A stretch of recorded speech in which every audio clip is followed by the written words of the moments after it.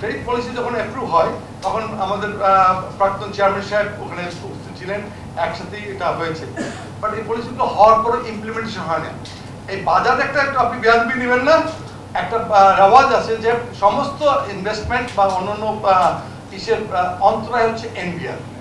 আমাকে ভুল বুঝবেন না, এটা আপনি আলাপ করেন, হয়তো আপনি মুখের উপর কেউ না বলবেন, বাট আপনি ইনভেস্টিগেশন করে দেখেন যে সব কিছু হয়ে যায়।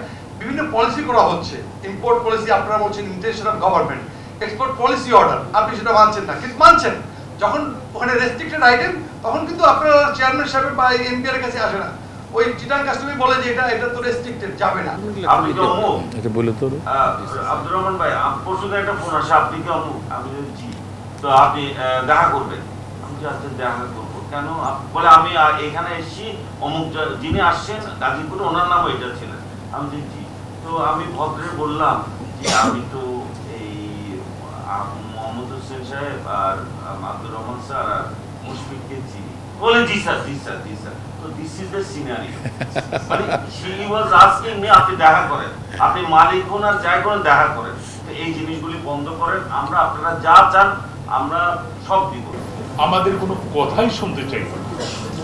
সে যে কি খারাপ লাগতো, তা ওনার অন্য যেহেতু ওনার পজিশন এইখানে খুব বড় আর আমরা হলাম প্রজা সমতুল্য, এইরকম একটা অ্যাটিটিউড সবসময় উনি শো করতেন, তো যার জন্য কথা বলে আর মানে আনন্দ পেতাম না।